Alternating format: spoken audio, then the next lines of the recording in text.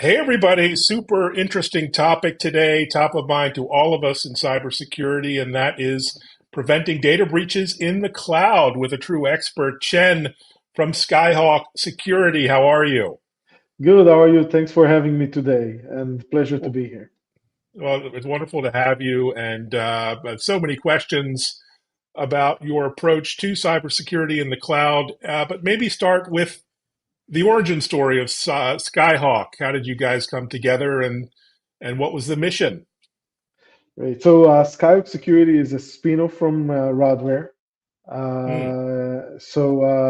The product's been shipping in the market for the past over 6 years under the Radware umbrella.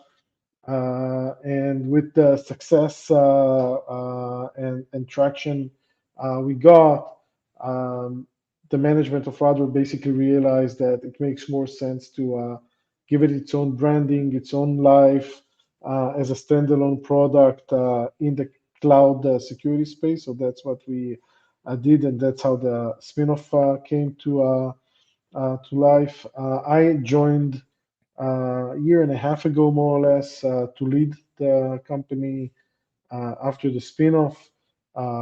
And it's based on my background. I've been doing cloud security for over a decade in different companies. Probably the one most relevant is Dom9, where I headed the Israeli site prior to the Checkpoint acquisition. So Hmm. that's how I came to Skyhawk, and that's who we are. And Skyhawk is mainly doing cloud threat detection and response, as you mentioned at the beginning. Yeah, well, it's such an important topic. Still, it's shocking to see the breaches happening every day in the cloud. Maybe describe some of the core features of the platform and really how it enhances cloud security above maybe traditional approaches. Right. So traditional approaches to cloud native security were usually around what's called CSPM or CNAP, which is more around the posture management with configurations, compliance, and that type of things. It's what we tend to call visibility. What do I have? How is it configured? That's kind of Hmm. the traditional approach. What Skyhawk is doing is basically adding observability to the mix. So if we look on cloud security is a multi-layered approach, you need to know what you have and how it is configured. It's also important once you deal with posture to make sure that behavior is as expected, not just the configuration, to make sure you don't have any anomalies, any threats that are doing lateral movement in the environment. Basically, nothing that risks your environment from a data breach perspective. And what Skyhawk is doing is exactly that. Skyhawk is the cloud native agentless threat detection and response, where we actually look on behaviors and we detect risky behaviors. We can talk about that more in a few minutes, but basically we detect these risky behaviors based on anomalies, based on AI, and we basically, based on the detection, help prevent threats from becoming full-blown breaches where data is basically exfiltrated or encrypted or whatever risk scenario we can see against these attacks. So we help customers protect against the attacks, and it's basically because we know that it doesn't matter how much you will deal with posture. Eventually, you need to assume that if a threat actor will want to break in, they will, and you need to have the ability to detect them before they make damage. Yeah, it's a phenomenal mission there. And talk about ensuring real-time protection and accuracy. It's one of two topics that you really focus on. Why are those two so important? Right. So the challenge in many cases for threat detection products and AI is making sure you get an optimal confusion matrix, right? That from an accuracy perspective, um, the system doesn't generate an alert fatigue, and on the other hand, it doesn't miss important events. The way we approached it is instead of just alerting, detecting anomalies and alerting on them, What we basically do is we correlate and aggregate these behaviors uh, into a single correlated sequence. So instead of alerting on um, any behavior that is risky, we basically use multi-layered AI approach where the first layer detects the activities, the Mm. suspicious activities. The second layer basically correlates them and it weeds out a lot of the false positives, a lot of the noise, and it generates a single alert that has all the suspicious activities of the lateral movement in one place. So you get one alert that is high fidelity um, with all the evidence you need in one place. And that's the basically the essence of the product that was already shipping for the past 5 years. Uh, what we announced recently to further accelerate our ability to provide that type of value was combining the blue team, the threat detection, with an AI-based red teaming. So Mm. that helps us basically create a single machine, an autonomous purple team, basically. It's a red team AI that, based on the knowledge of the environment and the least resistant paths and the crown jewels, basically we build these attack simulations, and that helps us, first of all, make sure that we improve detection and also, in a sense, gain confidence in the detection. So when we talk about accuracy, what we get here is basically a system that continuously tests itself and Mm. validate that it is doing the right detections that are relevant to the customer's environment. There are other benefits to it, but in essence, it's basically digital twins, red team and blue team that fights against each other all the time uh, to improve the detection, to get the customers proactively prepared to the risks that are relevant to their specific environment. That's phenomenal. What a unique approach. Do you think we're staying ahead of the bad guys with AI, or are we, it's a sort of neck and neck race? What's your impression so So far with all these new tools that we're seeing? yeah, so it's a very good point. I think that in security we say we have to be successful 100% of the time. For the bad actors, it's okay for them to be successful once, right? Uh, and it's always, the bad actors are always improving, and we are chasing them. I think that what we see, and the reason we decided to go for this autonomous purple team approach was because of what we saw happening with generative AI. We basically Mm. realized that the threat landscape is going to change with generative AI.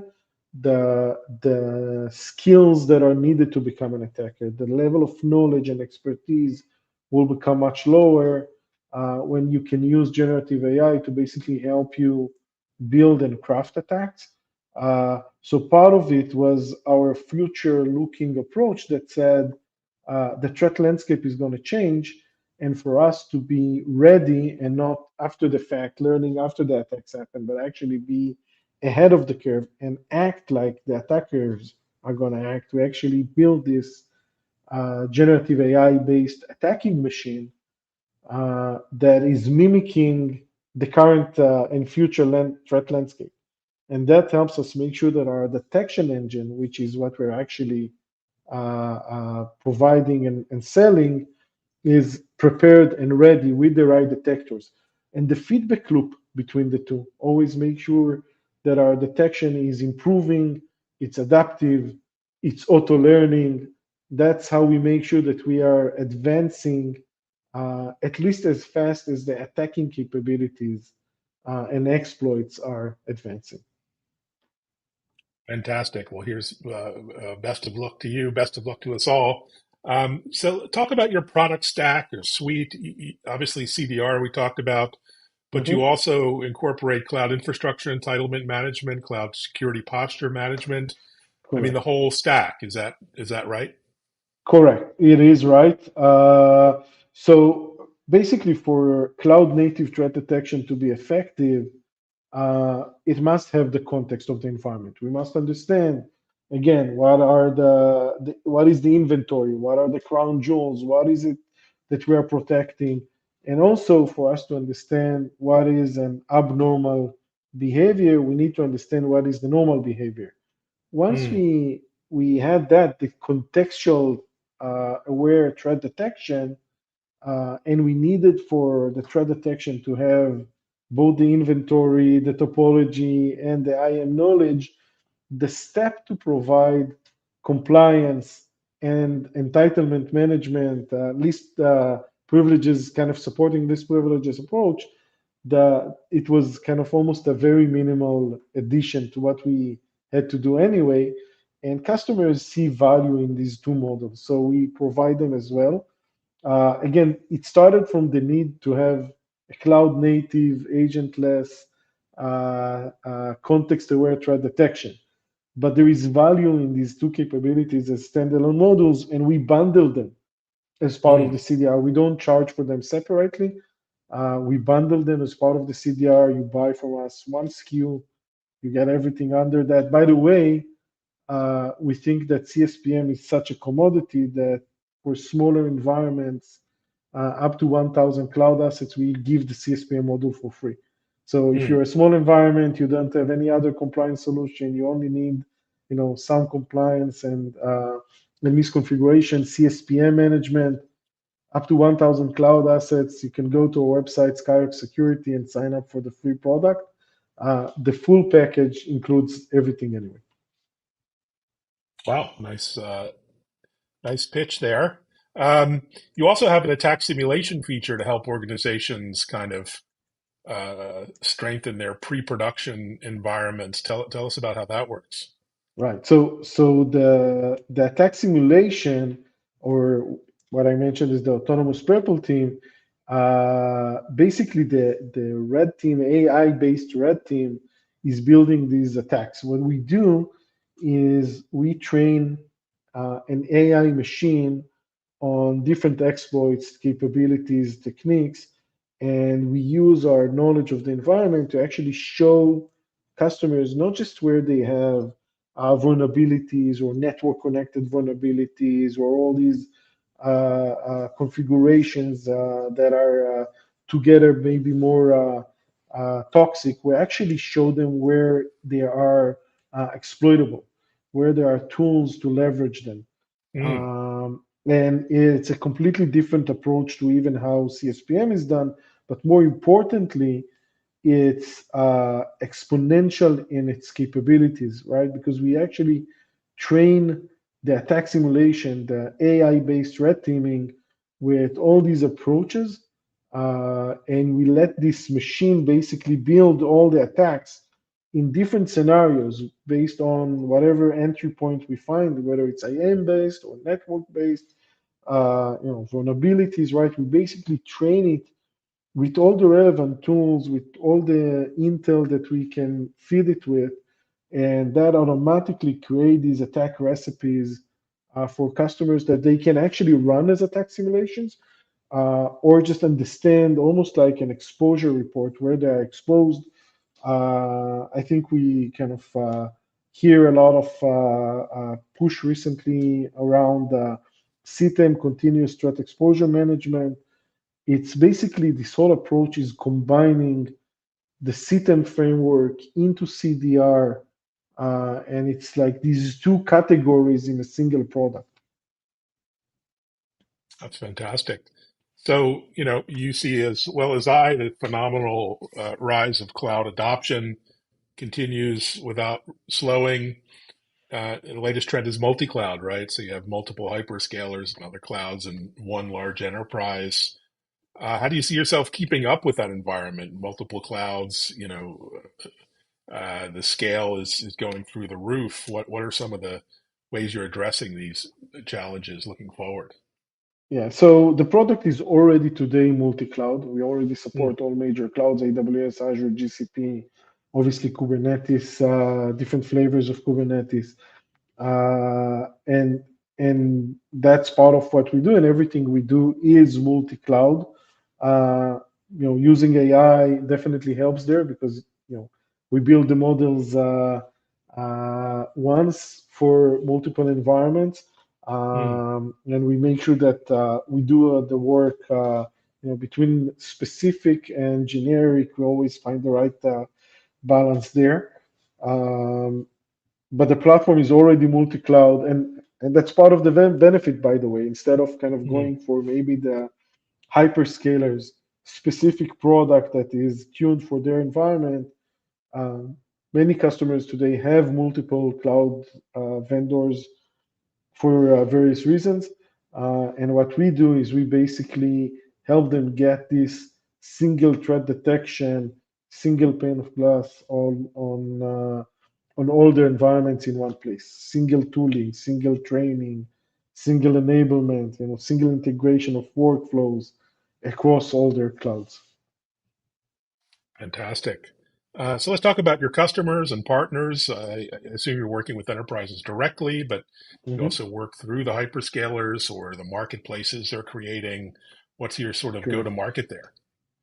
So we work in multiple channels. Hmm. Obviously, direct is one of them, and cloud marketplaces is obviously another, which is a very convenient fulfillment method. Uh, but we're strong on the channel, whether it's MDRs, the managed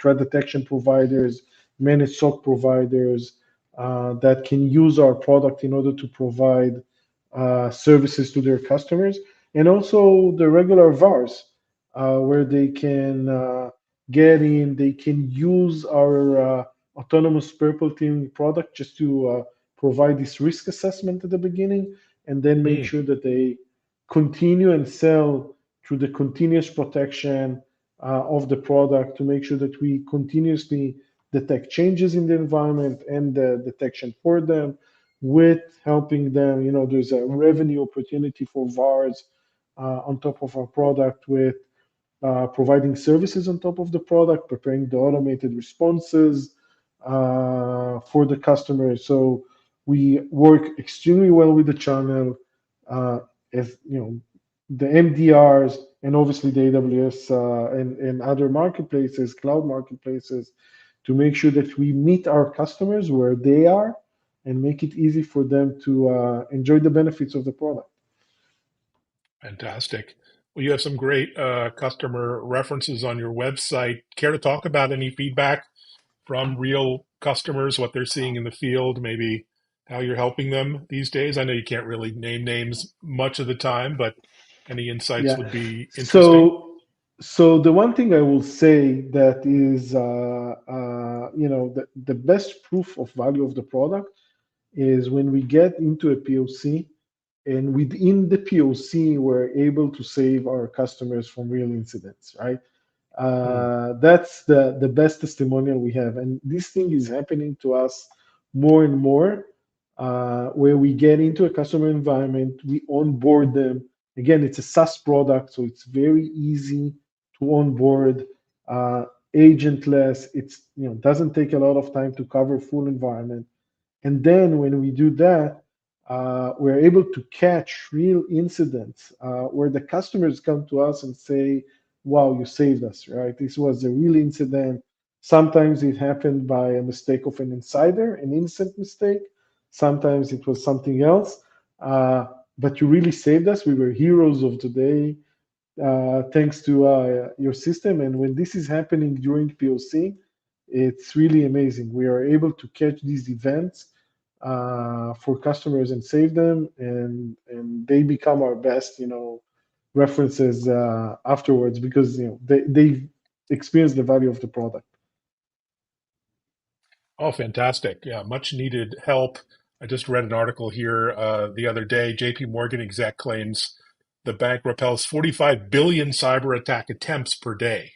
So that was, I don't know if you saw that piece, but the scale of this is getting beyond belief. So, your mission is Indeed. really much needed. What are you looking forward to, as we're in 2024? Any travel or events? What are you guys up to?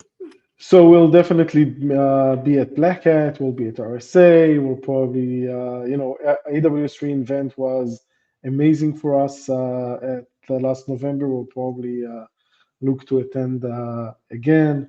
We'll probably do some regional events as well. We're mostly at the scale up phase. So for us, it's the technology is proven. It's been protecting customers for many years at scale. Now, for us, it's the scale up phase. We That's where we grow now, and get the benefits of our platforms to cover as many customers as possible. Well, here's best of luck to you, and thanks so much for sharing your insights and knowledge. It was really interesting. I learned a lot, and thanks for your time. And reach out everyone. Thanks for viewing. Follow Skyhawk and all the great content they're putting out. Thank Thanks, you very Jan. much. Thank you very much. Pleasure to be here today. Pleasure to be here, and hope your family, friends, and beyond are staying safe. Thanks, everyone.